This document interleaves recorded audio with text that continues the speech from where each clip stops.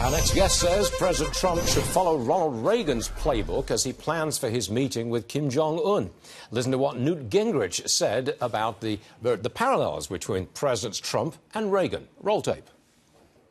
I think that we are seeing a remarkable moment in history with a president who combines Reagan's toughness and, as a good negotiator, also understands Reagan's principle of trust but verify. Yeah. And I think whether it's with Iran or North Korea or any place else, you're going to see a very different, more realistic American policy. All right, joining us now is John Heubusch. He's the executive director of the Ronald Reagan Presidential Foundation, as the author of this book, The Shroud Conspiracy. All right, John, tell me, in what way, what was the Reagan playbook for those summit meetings with Gorbachev? Well, Stuart, it started and finished with Reagan being incredibly well prepared. He studied more on the Soviets. In fact, he was a lifetime expert on the Soviets. So when he sat down with Gorbachev, he was an expert. He was incredibly well prepared, and he had a strategy going in. Seems like President Trump's going at this very differently. I don't think he said it himself, but I'm not sure that he's going to be spending a great deal of time in preparation. He's not that kind of guy. Well, Stuart, he needs to. He really does. This is not a matter of buying a building or buying real estate. This is a matter of staring down a dictator that's, represented a terrible way of life for 70 years. And this is not going to be easy. And he's going to need to be extremely well prepared at the high level and at the detail level, too. But the bottom line is that our president, President Trump, has to convince Kim Jong-un that he is A, serious, and B, will do what he says he will do, and that he's not going to back down from his demands. That's what he's got to convince his opponent of.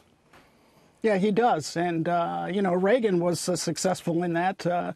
He went in with a strategy that said, let's denuclearize Europe, and he was successful. We have at the Reagan Library today the actual treaty that brought that about. And for President Trump to be just as successful, this is going to take some real discipline that he's going to have to demonstrate. It's not something he's known for, but it's going to take that kind of a really studied approach to get this done. Did President Reagan ever walk away from or walk out of a summit with Gorbachev, as President Trump threatens to do if it doesn't go well with Kim Jong-un?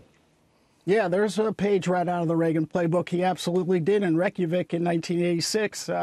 As they got to a point where they both sides agreed to completely denuclearize and to zero out nuclear weapons around the world. And when Gorbachev said, yeah, well, we'll make it happen, but only if you eliminate your SDI program, Reagan said, that's it, I've had enough. He saw the trap that was being laid for the United States, and he stepped away from the table and walked right out of Reykjavik. And the photos to this date of Ronald Reagan's face show a very disappointed but very determined guy. But this time around, the leading characters are completely different. Kim Jong-un is radically different from Gorbachev, and President Trump is radically different from Ronald Reagan.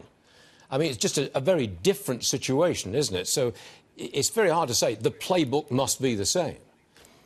Yeah, different situations, Stuart, but I think something that President Trump is really going to have to take into account here is, his new Secretary of State, Mike Pompeo, has come back and reported that while Kim Jong-un might be a dictator we often laugh at, he apparently is a very crafty, a very smart guy. And so I think he's going to be prepared to get his own way, and President Trump's going to have to be on his absolute best game. He will indeed. Jonathan Heubusch, thanks for joining us, sir. We appreciate it.